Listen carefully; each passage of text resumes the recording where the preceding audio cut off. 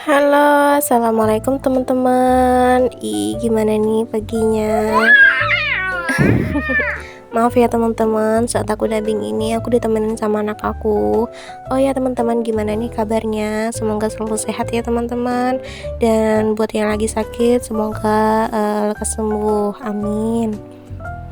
Di video kali ini, sesuai di judul dan di thumbnail, aku akan melakukan aktivitas aku seperti biasa, dan aku bakal sharing atau cerita tentang pengalaman aku saat aku hamil ya teman-teman. Yang pertama itu, kepala bayi aku tuh udah turun dan masuk pinggul, tapi kenapa harus disesar? Itu aku bakal ceritain juga pengalaman sesar aku gimana.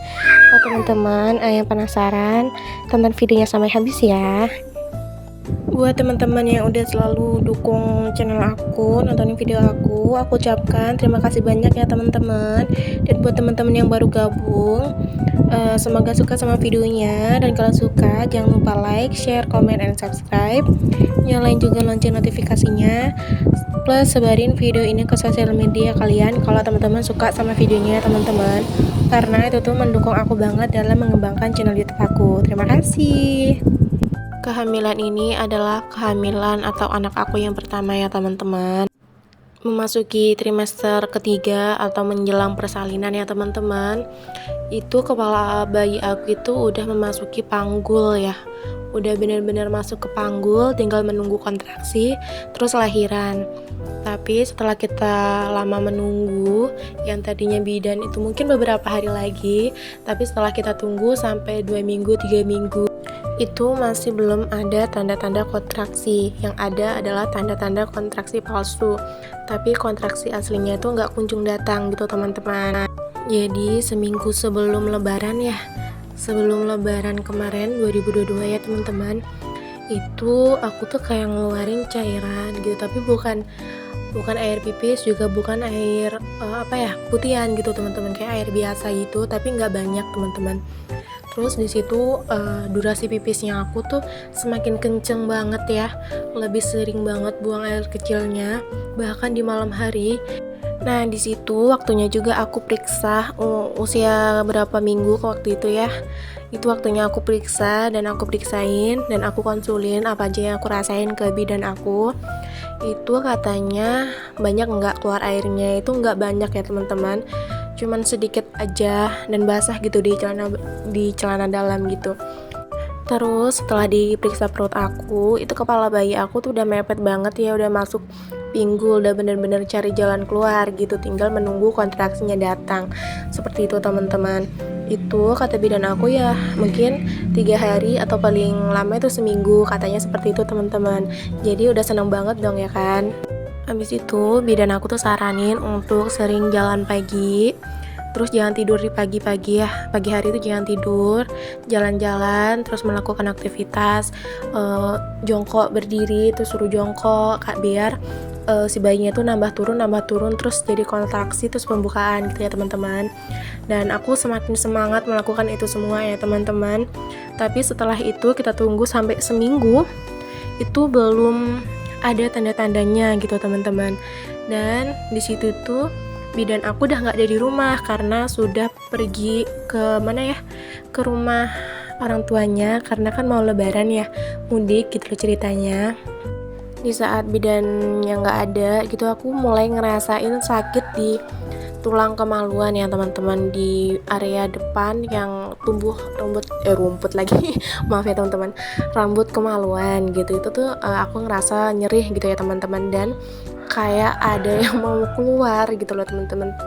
Terkadang aku merasa seperti itu, dan itu agak sedikit mengganggu ya, apalagi waktu sholat itu rasanya tuh kayak mau ada yang keluar gitu, dan ya begitulah rasanya ya teman-teman.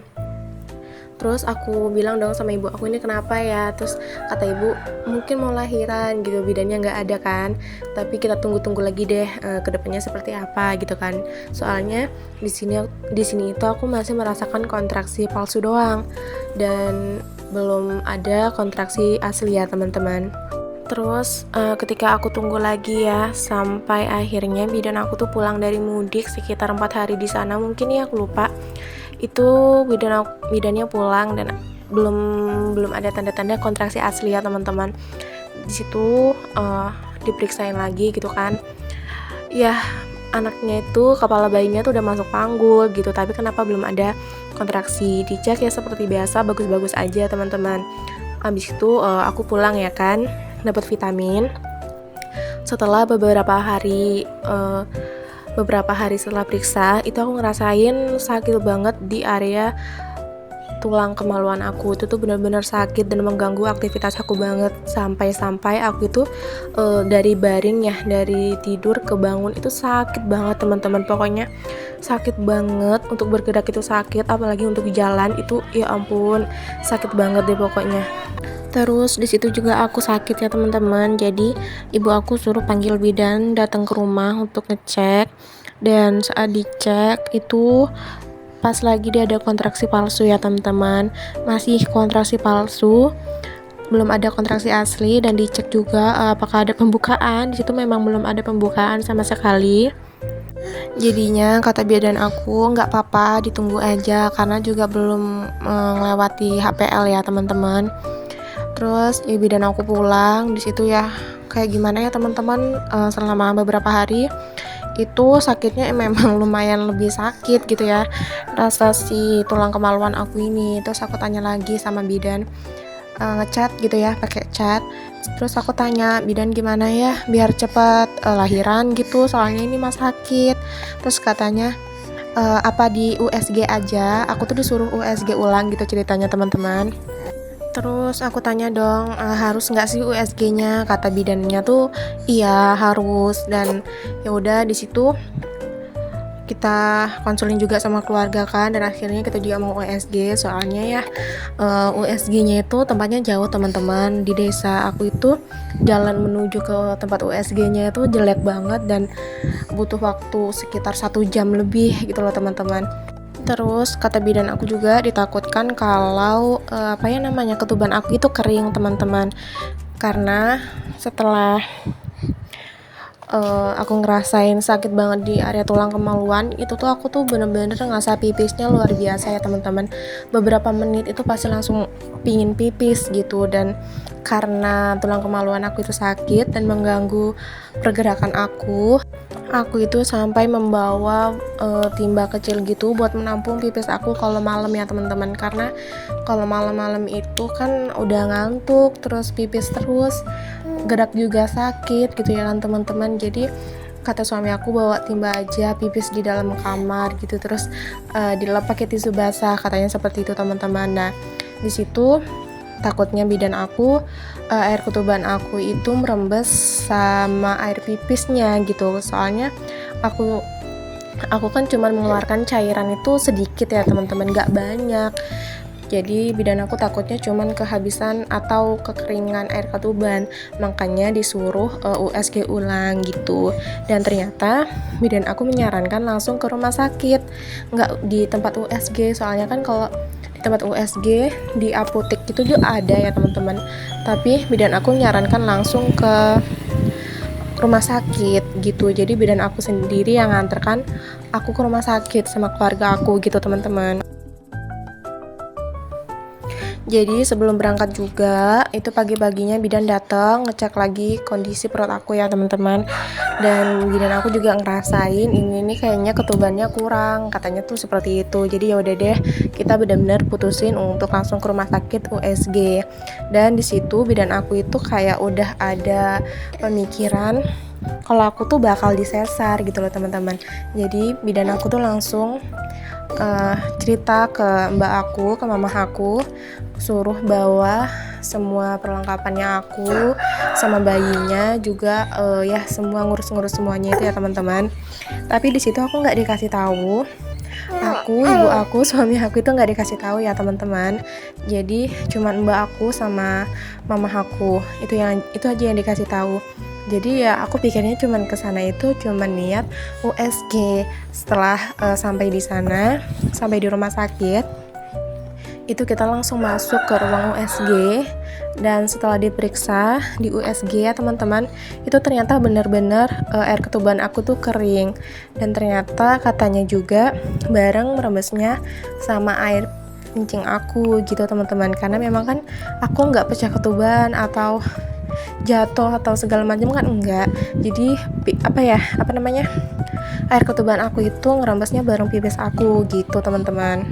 Dan saat itu dokternya langsung bilang, ini kalau misalkan dipaksa untuk lahiran normal atau diinduksi gitu ya, katanya bisa berisiko anaknya tuh nggak bakal nangis gitu teman-teman. Jadi diputusin ya harus dioperasi atau sesar gitu teman-teman. Aduh kaget banget dan ya teman-teman, nggak ada pemikiran sama sekali untuk sesar karena persiapan semua bakal normal, tapi ya nggak tahu ya teman-teman, rencananya di atas kalau harus sesar ya mau gimana lagi kita kayak kan, yang penting aku sama anak aku tuh sehat gitu. Terus pas di perjalanan bidan aku tuh ditelepon katanya sama dokternya, dan itu disuruh aku puasa, nggak boleh makan apa-apa gitu teman-teman. Dari ruang USG itu aku langsung dipersiapkan untuk operasi sesar ya teman-teman, tapi aku diundur gara-gara ada pasien yang habis kecelakaan itu masuk duluan ke dalam ruang operasi teman-teman, jadi aku ditunda. Setelah dibilang aku harus operasi, di situ aku gugup, tegang gitu ya teman-teman, takut. Apalagi buat aku kan takut banget sama suntik ya, tapi harus disesar ya. Di situ gimana ya teman-teman, campur aduk gitu kan. Terus aku tenangkan diri aku rileks, walaupun aku nggak bisa rileks ya teman-teman, tapi aku pingin cepet lihat anak aku nggak sabar lihat anak aku pingin lihat dia sehat, aku nggak mau dia kenapa-napa ya teman-teman. Ya gimana sih kalau ketika kita dengar kalau anak kita itu udah kehabisan air ketuban, katanya oksigennya kurang, itu kan takut ya teman-teman. Jadi pingin segera ngeliat anak aku tuh gimana sehat gitu, nggak di dalam gitu loh teman-teman. Aduh gimana sih, cuma duduk lah teman-teman. Terus di situ juga ada keluarga aku, suami aku, bidan gitu nyemangatin aku, nggak apa-apa walaupun lahirannya sesar, tapi yang penting kamu sama anak aku itu maksudnya aku sama anakku itu sehat gitu ya teman-teman. Abis itu aku masuklah ke ruang operasi. Di situ nggak ada yang boleh masuk, bahkan suami aku juga nggak boleh masuk. Jadi aku hanya ditemenin bidannya aja ya teman-teman.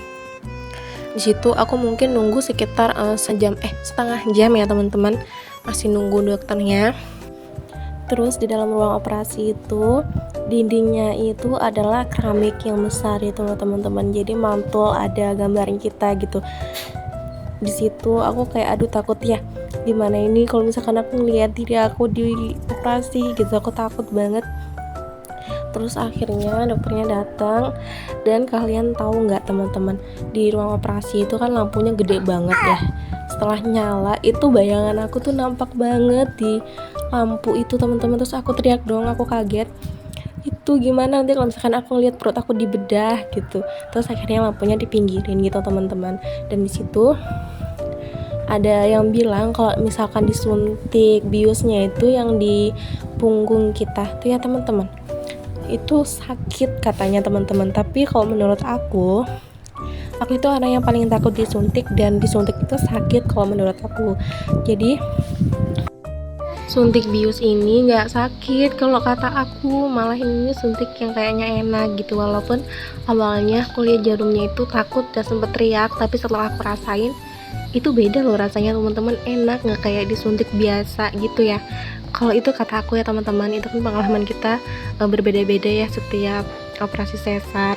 Terus ada yang bilang juga kalau di ruang operasi itu dingin banget, karena kan kita memang cuma dilapisi kain doang ya, nggak pakai baju teman-teman. Tapi aku nggak ngerasain dingin karena memang kehamilan aku ini benar-benar aku nggak pernah ngerasain dingin. Aku tuh ngerasanya sumuk aja, pokoknya aku tuh sumuk banget di kehamilan aku ini, nggak pernah ngerasa dingin. Bahkan aku tuh kipasan 24 jam dari pagi sampai pagi lagi gitu teman-teman. Jadi aku nggak ngerasa dingin di ruang operasi gitu. Terus lanjutlah, di situ aku dioperasi, itu benar-benar aku nggak ngerasain apa-apa ya teman-teman. Cuman yang aku panik itu aku kayak susah nelen air ludah aku gitu ya, nggak tahu kenapa. Terus yang aku rasain saat bayinya mau diambil, tangan dokternya itu masuk mungkin ya ngambil anaknya, terus kayak kerasa ngek-ngek gitu loh, kayak neken-neken ulu hati gitu loh teman-teman. Setelah itu ya aku dengar suara anak aku teriak ya teman-teman, nangis gitu. Ya Allah, rasanya bahagia banget, seneng banget gitu ya. Terus dikasih tahu anaknya cowok ternyata teman-teman. Abis itu anaknya dibersihin. Di situ aku nggak bisa nahan, kayak air mata aku jatuh sendiri gitu ya teman-teman. Setelah dibersihin anaknya, dikasihkan ke aku sebentar, mungkin biar semangat gitu kali ya ibunya. Itu dikasihkan ke aku, suruh dicium. Jadi itu ciuman pertama aku di dalam ruang operasi ya teman-teman. Setelah itu aku diselesaikan, terus dimasukkan ke ruang ICU karena pendarahan ya teman-teman. Jadi itu dulu ya teman-teman, karena videonya nggak cukup untuk cerita panjang lebar aku. Buat teman-teman, terima kasih yang udah nonton. See you in next video and bye bye.